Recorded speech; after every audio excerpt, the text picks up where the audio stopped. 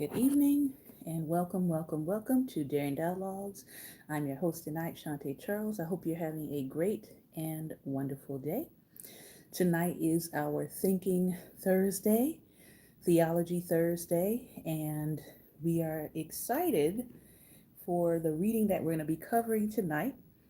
I'm going to be sharing some reads that are out now that you might be interested in as we deal with Thinking Thursday, Theology Thursday.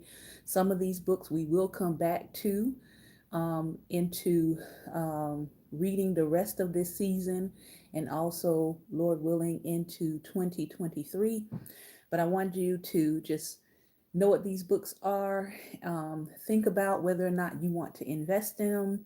If you don't want to invest in them personally, you can pick some of them up, I believe, at your local library, or you can request that your local library carry these books if you don't have them. So some of those recommendations are Holier Than Thou by Jackie Hill Perry. Jackie Hill Perry comes out of I think, the Reformed theology movement. I don't necessarily agree with a lot of what's happening in the Reformed circles, but she is a very thorough writer, and so she was writing and thinking and being before she joined that circle. And so I'm always open to different perspectives, but I also have that caveat in the back of my head that just look up Reformed theology and you'll understand why I have some reservations about it. But Jackie in particular, I've been following her since her spoken word days. So I am definitely going to be jumping into this and seeing what she is telling us about the holiness of God. Another book that's out new is entitled Bullies and Saints by John Dickson. Bullies and Saints, an honest look at the good and evil of Christian history. So those of you all who like Christian history and those kinds of studies, this is one that is new. I'm actually previewing this from my local library to decide whether or not I want to add it to my own collection. Then this is one I am going to be adding to my collection because I have previewed it. This is called The Disordered Cosmos, A Journey into Dark Matter, Space-Time, and Dreams Deferred. This is actually something that I have been studying, I'd probably say since maybe about 2016, that I've been doing my own personal study on the connection between melanin and the cosmos and time and space and all of that. Well, this is a Black physicist that has actually been doing those studies herself. And so she is actually giving me the vocabulary and the science behind things that I've already been studying. So because I'm not an expert, I'm going to pick this up and defer my full studies to the expert. So it's called The Disordered Cosmos, written by a Black physicist who deals with why aren't people talking about melanin and its connection to the cosmos. So I'm excited about it. Like I said, I'm going to get my own copy, but I picked this one up from my local library so that I could preview it first. Other books that are out that we are going to be definitely reading from this season. Season 10, Shouting in the Fire, an American Epistle by Dante Stewart. African-American young theologian. I think he's 29, but his book is very, very powerful. So we're definitely going to be adding that to our reading out loud for the season. Reading While Black by Esau McCaulley, another African-American professor of theology and New Testament. And he talks about African-American biblical interpretation as an exercise in hope. And he's really dealing with how we read the word versus the westernized ways of reading the word. So if you want to get into the Black tradition, Black preaching, our style, how we pull things out of the text. That's what he's kind of digging into. Also, this is actually a classic, but we're going to come back to it this season. The late Dr. Frederick K.C. Price, and it's entitled Race, Religion, and Racism. You'll notice it's volume 2. It's very, very hard to get this book. I had some issues with like ordering all of the volumes. I think I was able to order volume 1, 2, and 3, but we are going to focus in on volume 2, which is Race, Religion, and Racism, Perverting the Gospel to Subjugate a People. And we're going to talk a little bit about that tonight from another book. And then I was actually surprised that Barnes and Nobles even carry this book. With all of the shadow banning and everything that's been going on lately, I was surprised that they carried this book here. This, I think, has a YouTube series that goes with it. And this one is called Hebrews to Negroes, Wake Up Black America. This is by Ronald Dalton Jr. And I believe you can now order it through Barnes and Nobles because that is where I found it. It is quite extensive, and he is kind of just going through scripture. He's going through history and sort of tracing some of the ideas about Black people in America being some of the original descendants of the biblical Hebrews. And so if you're into that study, check it out. This is going to help me to get into it a little bit more, but those are some new books. These are books that are out now. All right, so let's get into tonight. Our time is already rolling here. If you're just coming in, this is Daring Dialogues, and I'm your host tonight, Shantae Charles. This is Thinking Thursday, Theology Thursday, and we're going to start off with a wonderful excerpt from Dick Gregory's book, No More Lies, The Myth and Reality of American History. I thought this was a great excerpt considering we just passed Indigenous Peoples Day, and this excerpt is entitled Bibles and Bullets. Now, I want you to keep in mind as I read this excerpt that he wrote this in 1972. Just keep that in mind as I get going here. 1972. Bibles and Bullets. The Puritan pilgrims were in great need of purification. Or maybe decontamination would be a better choice of words. The plague that wiped out nearly half the New England Indian population was undoubtedly a disease introduced by white Europeans.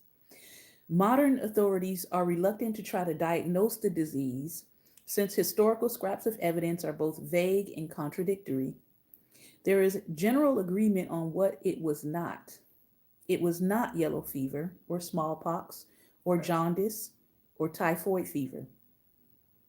It could have been measles, bubonic plague, or perhaps even a combination of diseases that hit various tribes of Indians simultaneously. That means at the same time. At any rate, the pilgrims seemed to be immune, though they were probably carriers. Yet the pilgrims saw themselves as carrying the gospel of Jesus rather than disease. The plague, they felt, was divine action, showing that clearly God was making room for his people. The general attitude of the pilgrims toward the Indians was that they were heathens who needed to be saved.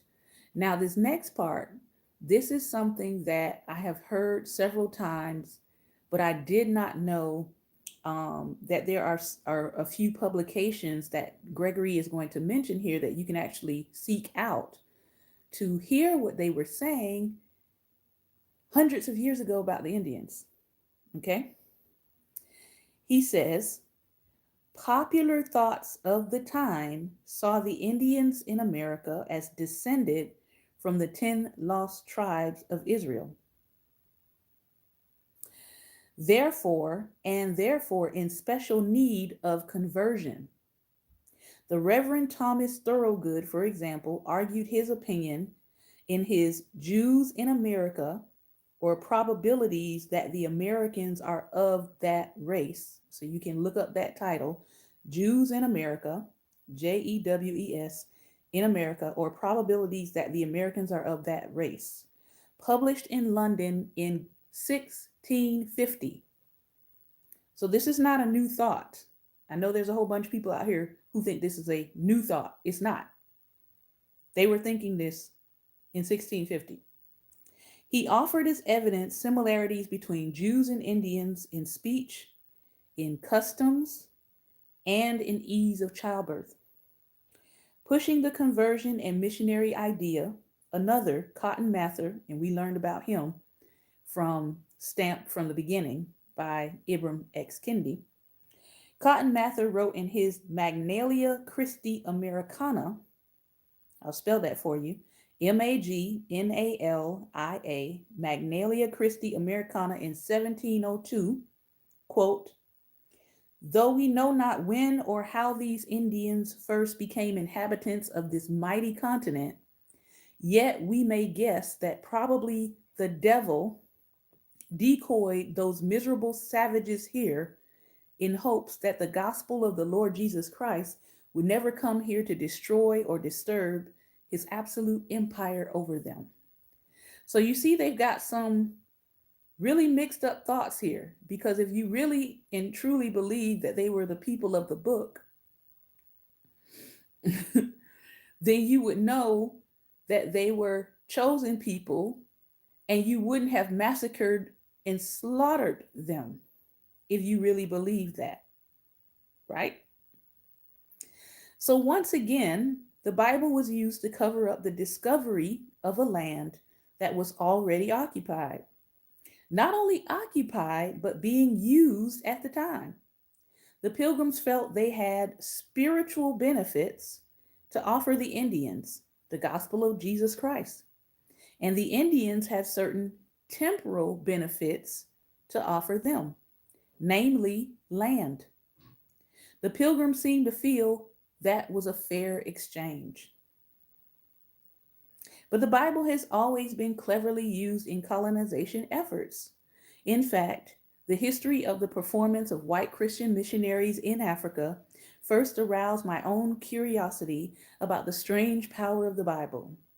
When the white Christian missionaries went to Africa, the white folks had the Bibles and the natives had the land. When the missionaries pulled out, they had the land and the natives had the Bibles. Now that's a pretty good trick if you can pull it off. I've often wondered if I could try the same pattern with the board of directors of General Motors. I'd walk into the board meeting with the Bible under my arm. If I could find the formula that worked so well for the missionaries when I left the meeting, I'd own the corporation and each director would have a Bible. Of course, the formula that worked so well for the Pilgrim Fathers was actually guns and gunpowder. Genocide became the substitute for conversion. Let me say that again, because that same spirit is working in this country today. Genocide became the substitute for conversion. You don't want to convert to our way of thinking and belief that we are superior? Well, then we've got to take all of you out. Okay? You still see that working in this country today. Folks in America today, both black and white, who say it looks like this country is getting ready to start practicing genocide, simply do not know their American history as any Indian can tell you. America is just now getting ready to expand her groups. When the Indians first decided to pay a visit to the Plymouth plantation at the end of that first winter, the first to come calling was an Indian named Samoset, who had learned some English from fishermen on the coast and was inclined to be friendly. He came with words of welcome. He was later followed by Chief Massasoit, accompanied by a group of feathered and painted warriors. The chief and the governor smoked the pipe of peace, while Miles Standish and a half dozen musketeers stood by just in case. Later on, when the chief of Narragansett Indians, Canonicus, decided to check the Pilgrims out by issuing a challenge, gunpowder again proved to be the answer, though it was not fired. Canonicus sent a messenger to Governor Bradford with a bundle of arrows wrapped in snakeskin. Bradford sent back the same snakeskin wrapped around some gunpowder and bullets. Canonicus could have mustered up 2,000 warriors, but the bluff worked, giving the pilgrims a little more time. The Indians didn't know what the stuff was and carried it out of their camp. Considering their experience with white folks to date, I'm not surprised they were suspicious. After all, it might have been plague powder. It is hard to imagine what America might have developed into had there been no guns from the very beginning. The Pilgrim Fathers would have had to approach the Indians from the standpoint of pure morality rather than from a standpoint of Puritanism, which it had in its background thoughts of acquisition, colonization, and profit. Just as it would be difficult to imagine what a nonviolent army could accomplish today. If thousands of American troops appeared on the battlefields of the world totally unarmed, or if America gave up the space in armed races and instead began really to feed starving peoples the world over, sending out technical and medical teams to wipe out disease everywhere rather than military supplies and assistance. A new kind of race among nations could be initiated. America could stand proudly before the eyes of the world and say to Russia, instead of matching us rocket for rocket or missile for missile, let's see you match us in morality, humanitarian act for humanitarian act. Again, this was written in 1972, but yet it's exactly the same issues happening right now. But the Pilgrim Fathers chose instead to bring and use their guns, and the severity of that usage shocked the Plymouth Pilgrims' dearest friend and spiritual leader, John Robinson. He had been the pastor of the church in Leyden, Holland, but remained behind when the congregation had sailed for America. He received a report of the Pilgrims' retaliatory attacks upon the Indians after an earlier Indian attack caused by the wrongdoing of one of the Englishmen in the area by the name of Andrew Weston. In a letter to Governor Radford, this is what the preacher back in Holland wrote to the Pilgrims. Concerning the killing of those poor Indians of which we heard at first by report and since by more certain relation, how happy a thing had it been if you had converted some before you had killed any. Besides, where blood is once begun to be shed, it is seldom staunched of a long time after. You will say they deserve it. I grant it. But upon what provocation and invitement by those heathenish Christians? Besides, you being no magistrates over them were to consider not what they deserved, but what you were by necessity constrained to inflict. Necessity of this, especially of killing so many, I see not. Methinks one or two principles should have been full enough, according to that approved rule, the punishment to a few and the fear to many. Upon this occasion, let me be bold to exhort you seriously to consider of the disposition of your captain whom I love, and am persuaded the Lord in great mercy and for much good hath sent you him, if you use him aright. He is a man humble and meek among you towards all in the ordinary course. But now, if this be merely from a humane spirit, there is cause to fear that by occasion, especially of provocation, there may be wanting that tenderness of the life of man, made after God's image, which is meet. It is also a thing more glorious in men's eyes than pleasing in God's or convenient for Christians, to be a terror to poor barbarous people. And indeed I am afraid, lest by these occasions others would be drawn to affect a kind of ruffling course in the world. Robinson's words remain a healthy reminder today.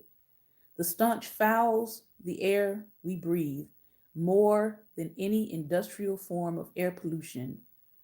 As America sends her troops all over the world to make it quote unquote safe for democracy, who is going to guarantee the Indian at home that he is safe from his neighbors? Samuel Sewall saw well what was happening back in 1700 and suggested a better approach in another letter to Sir William Ashurst. He said, I should think it requisite that convenient tracts of land should be set out for them, referring to the Indians, and that by plain and natural boundaries, as much as may be, lakes, rivers, mountains, rocks, upon which for any Englishman to encroach would be accounted a crime. Except this be done, I fear their own jealousies and the French friars will persuade them that the English, as they increase here and think they want more room, will never leave till they have crowded them quite out of all of their lands. And it will be a vain attempt for us to offer heaven to them if they take up prejudice against us, as if we did grudge them a living upon their own earth. In other words, they knew what they were doing. Those boundaries became reservations as the Indians were crowded quite out of all of their lands, just as he had warned. And the reservations remain shameful pockets of squalor, hunger, poverty, and disease. The Pilgrim Fathers and their English sponsors were indeed out to acquire land and goods, and guns and gunpowder were essential to such an acquisition. 1972, Dick Gregory. Get the book, No More Lies, The Myth and Reality of American History. This would probably be taken off of your local public school curriculum, so make sure you get your own copy, read it, teach your children. Moving right along. Black Theology and Black Power by James H. Cone. We are in chapter 2. We are going to just start a bit of it, and then I'm going to open it up for conversation on IG. Those of you who are watching me on YouTube, we are also on the IG page live at Daring Dialogues. So if you want to jump over there, if you want to participate in the live dialogue, you can do that, or you can simply listen in. Chapter 2, The Gospel of Jesus, Black People and Black Power. One thing is clear, the damnation of the rich is as lucid as the promise to the hungry. Albert Van Den Heuvel. Contemporary theology from Karl Barth to Jürgen Moltmann conceives of the theological task as one which speaks from within the covenant community with the sole purpose of making the gospel meaningful to the times in which men live. While the gospel itself does not change, every generation is confronted with new problems, and the gospel must be brought to bear on them. Thus, the task of theology is to show what the changeless gospel means in each new situation. On the American scene today, as yesterday, one problem stands out: the enslavement of Black Americans. But as we examine what contemporary theologians are saying, we find that they are silent about the enslaved condition of Black people. And yet today we have whole generations of theologians who are still silent, or they say it doesn't matter anymore. Evidently, they see no relationship between Black slavery and the Christian gospel. Consequently, there's been no sharp confrontation of the gospel with white racism. There is then a desperate need for a Black theology, a theology whose sole purpose is to apply the freeing power of the gospel to Black people under white oppression. So if you ever wanted a very clear definition of Black theology, it's a term that's been bandied about by quite a few people. The founder, okay, he's kind of known as the grandfather of liberation theology, he tells you, I'm going to say it one more time, a theology whose sole purpose is to apply the freeing power of the gospel to Black people under white oppression. So if somebody asks you the question, is there a need for Black theology? You can ask them, has white oppression stopped? Has it lifted? Have the systems ended? Did we burn it all down? In more sophisticated terms, this may be called a theology of revolution. Lately, there's been much talk about revolutionary theology stemming primarily from non Western religious thinkers whose identification lies with the indigenous oppressed people of the land. These new theologians of the third world argue that Christians should not shun violence but should initiate it if violence is the only means of achieving that needed rapid radical changes in life under dehumanizing systems. They are not confident, as most theologians from industrialized nations seem to be, that changes in the economic structure of a country will lead to changes in its oppressive power structure. America seems to be the best indication that they are probably correct. Therefore, their first priority is to change the structures of power. The present work seeks to be revolutionary in the sense that it attempts to bring to theology an attitude permeated with Black consciousness. It asks the question, what does the Christian gospel have to say to powerless Black men whose existence is threatened daily by the insidious tentacles of white power? Again, James Cone wrote this in 1968. It's 2021. We still have yet to really answer this question. Question again. What does the Christian gospel have to say to powerless Black men whose existence is threatened daily by the insidious tentacles of white power? Is there a message from Christ to the countless number of Blacks whose lives are smothered under white society? Hashtag George Floyd. Unless theology can become ghetto theology, a theology which speaks to Black people, the gospel message has no promise of life for the Black man. It is a lifeless message. Unfortunately, even Black theologians have, more often than not, merely accepted the problems defined by white theologians. Their treatment of Christianity has been shaped by the dominant ethos of the culture. There have been very few, if any, radical revolutionary approaches to the Christian gospel for oppressed Blacks. There is, then, a need for a theology whose sole purpose is to emancipate the gospel from its whiteness so that Blacks may be capable of making an honest self affirmation through Jesus Christ, which is why shouting in the fire and reading the Gospels while Black is exactly what Dr. James Cone was talking about in 1968. Emancipating the gospel from its whiteness. This work further seeks to be revolutionary in that the fact that I am Black is my ultimate reality. My identity with Blackness and what it means for millions living in a white world controls the investigation. It is impossible for me to surrender this basic reality for a higher, more universal reality.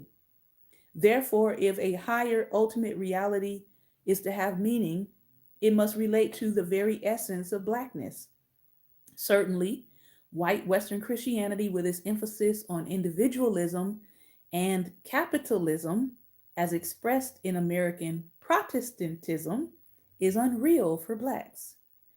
And if Christianity is not real for Black people who are seeking Black consciousness through the elements of Black power, then they will reject it.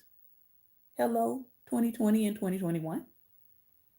Unfortunately, Christianity came to the Black man many times through white oppressors who demanded that he reject his concern for this world as well as his Blackness and affirm the next world and whiteness. Yeah. If you were with us during the time when we were reading about the testimonies of the formerly enslaved, they would talk about the fact that they knew there was a difference between the gospel that they were being offered by the slave owners versus the gospel they already knew. Because again, contrary to popular belief, a lot of them came over here with a faith in the Messiah.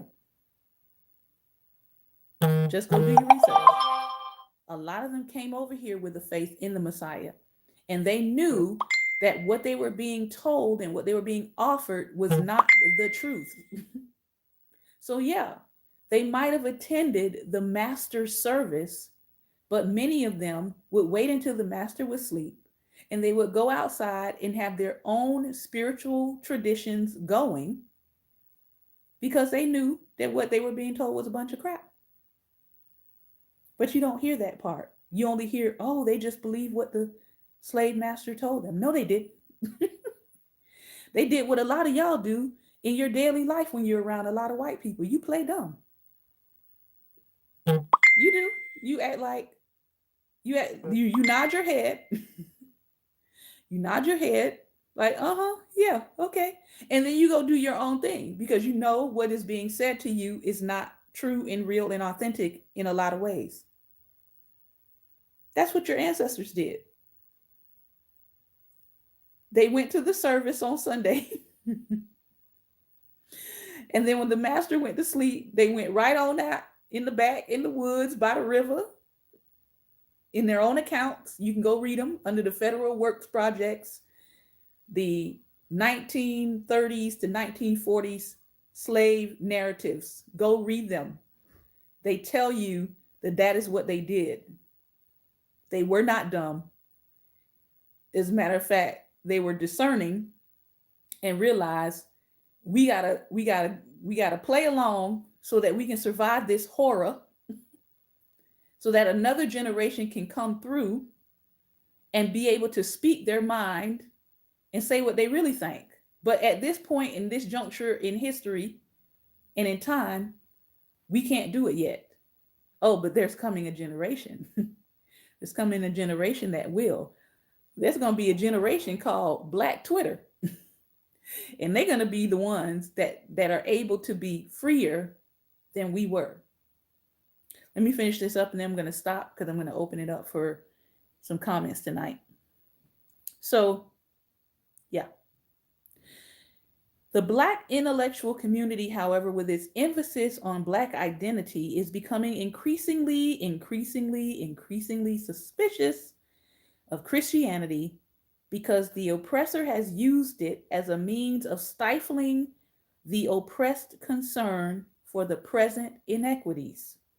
Naturally, as the slave questions his existence as a slave, he also questions the religion and the theology that's given to him by the enslaver. We must, writes Malana Karenga, concern ourselves more with this life, which has its own problems, for the next life across Jordan is much further away from the grow of dogs and policemen and the pains of hunger and disease. Therefore, it is appropriate to ask, is it possible for men to be really Black and still feel any identity with the biblical tradition expressed in the Old and New Testaments?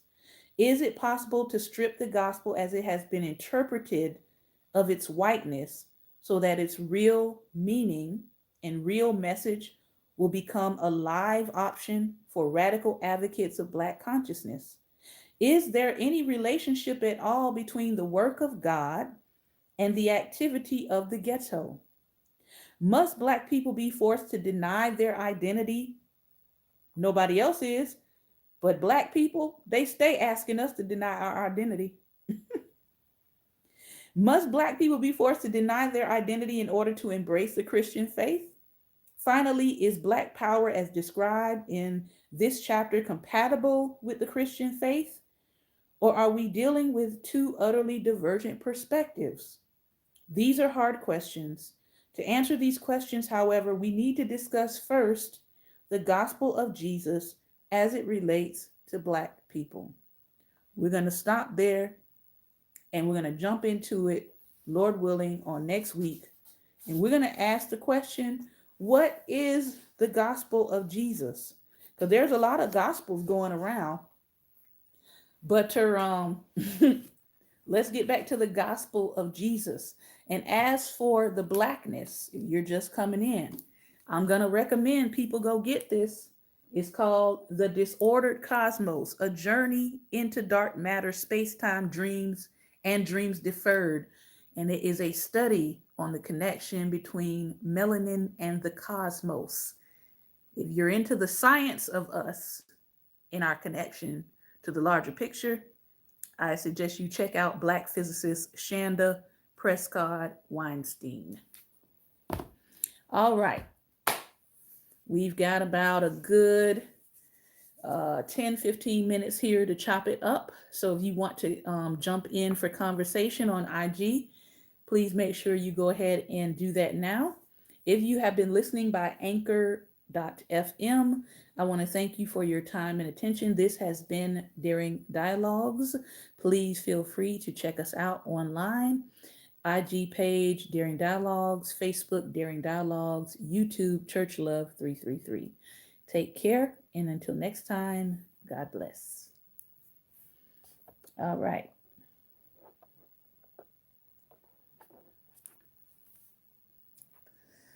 Let's see. Good evening. Good evening. How are you? I'm good. For some reason, okay, there we go. But anyway, wow, where do I want to start? Okay, we've been talking about this for a while. Yes, we the have. Original indigenous people here, okay, were Hebrew descendants. We've been talking about that for a while. That's nothing new for us. Right. Yeah.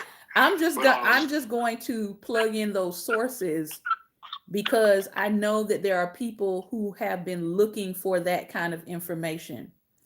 I know at one point people were saying that it was the Mormons that were saying it, but clearly that's not true.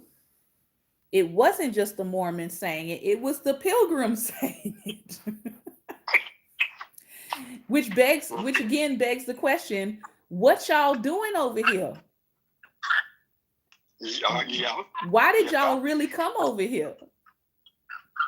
Who were y'all coming over here to look for so you can take their land? They weren't bothering you. They were in a whole other continent, minding their own business. As a matter of fact, they helped you. Right. Because they would have died on this land because you didn't know how to live on it. Right. You didn't know how to survive on it. They taught you that. But you turned around and you killed them. Who's the savages? Yeah. Okay? Now, not only that, you're saying that, okay, you know that these may be, you're pretty much positive that these are descendants. But notice how they said they knew though. They said they had similar language and customs. And when I tried to explain this to someone, not recently, but a couple years back, that there is evidences of Hebrew writing here in the Americas. So they knew. They weren't dumb. These people knew who they were. But now let's show you how the devil operates. Okay, they say that it was the devil that led these Africans, basically led them here to this continent, right? Okay, now these are children of Israel, some of the lost tribes, and they're led into this country by the devil. Who led you? Right. Because you're the one that came here killing people, being deceptive. These people were here living in peace. See, living in peace, living off the land, had no issues until they saved you. See, so a whole mess. The devil really sent to destroy the people of God. And now we have a whole movement that's saying, take out Native history out of the schools, take out Black history out of the schools. And the new one I just saw today that landed in the news is, oh, we don't need history about the Holocaust either. I said, okay. I saw that. Okay. And again, I'm going to say what I always say.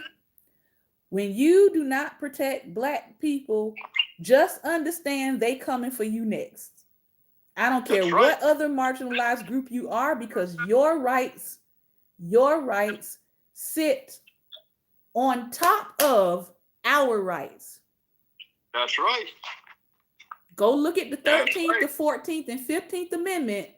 Your rights sit on top of our rights. And see, we need to clarify that Holocaust thing, see, because they were not blood Jews. Yeah, we know. They were converted Jews. Right. See, we are the descendants. They were not. But even in the Holocaust, right? Even in that, it wasn't just 6 million. It was more like, they keep estimating, the estimates change, but they say it was more like between 11 and 13 million.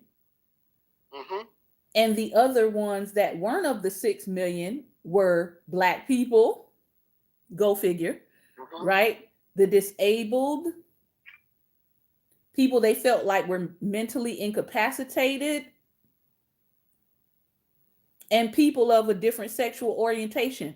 They too were murdered. It wasn't just the Ashkenazim. I know that's the only ones people like to remember, but it wasn't just them. And so again, when you downplay our rights and you start seeing our rights get eroded and you sit back and say nothing, just understand they're coming for you next, because your rights sit on top of ours. Yes.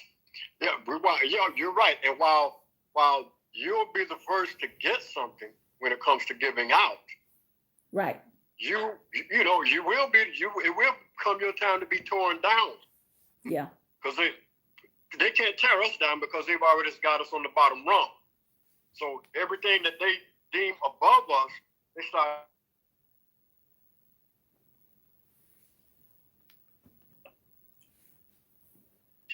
You're going in and out, Pastor Ben. No, I saw that, and that's ridiculous, man. They're just coming up to everybody that they don't consider white.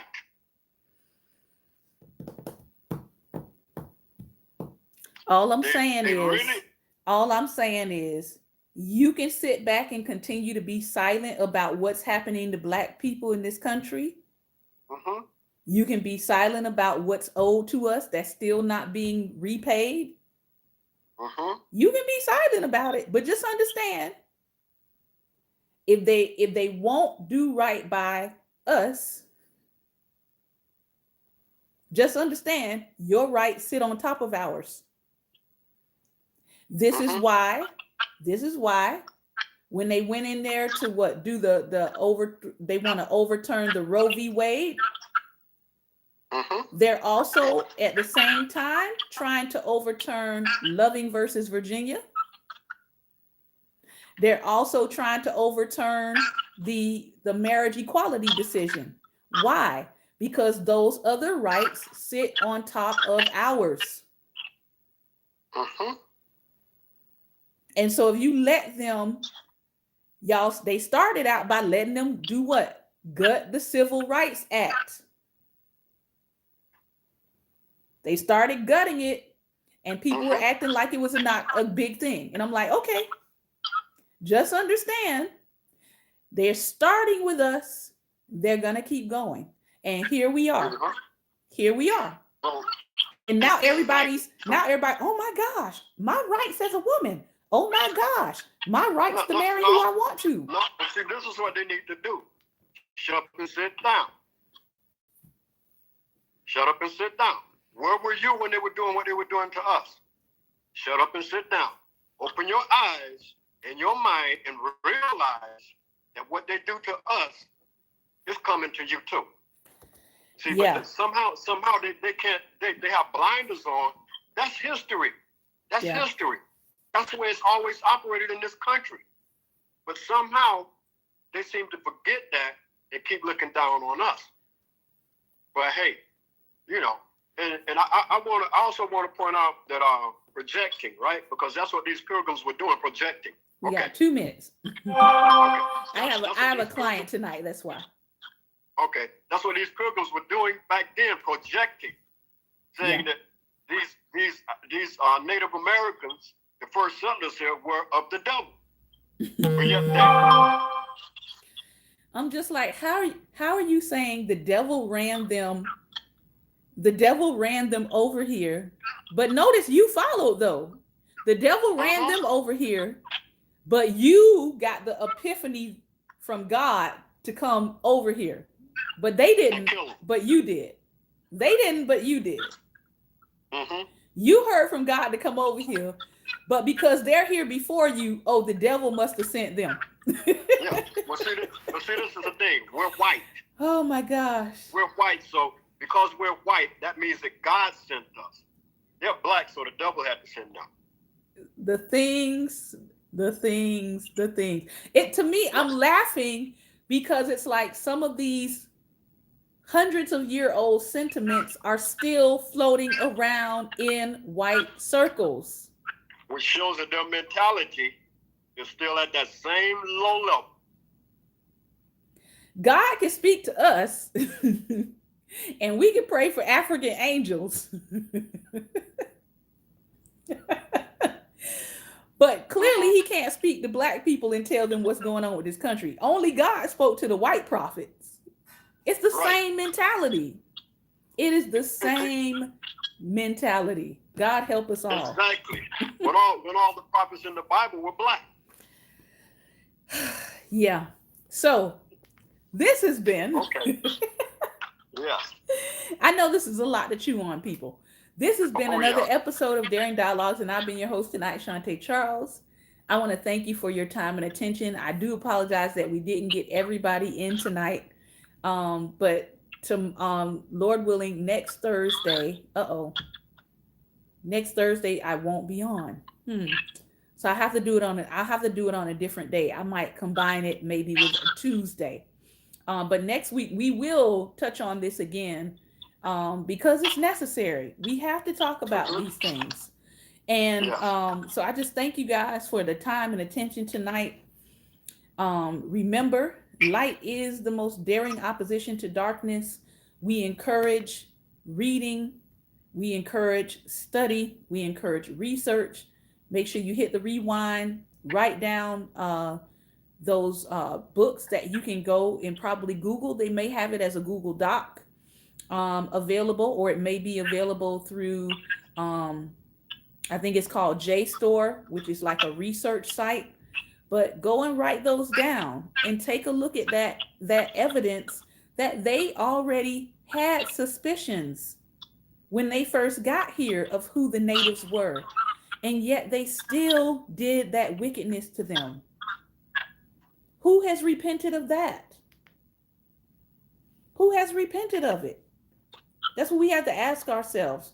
We keep talking about the crimes and the atrocities that seem to be erupting in our nation, but the foundation is full of it. So we have to address that. So take care, everybody. Remember, light is the most daring opposition to darkness. So continue to go out and be what, Pastor Ben? Light. Be light. Lord willing, we'll be back here on Friday, 6 p.m. Eastern Standard Time, and we'll be in our Finance Friday segments. We're reading The Whiteness of Wealth, which talks about the history of the American tax system, and we're also reading from Get Good with Money, which focuses on your budgeting and taking care of your budgets and learning how to manage the wealth that you have. Take care, everybody. Good night. And God bless. Good night.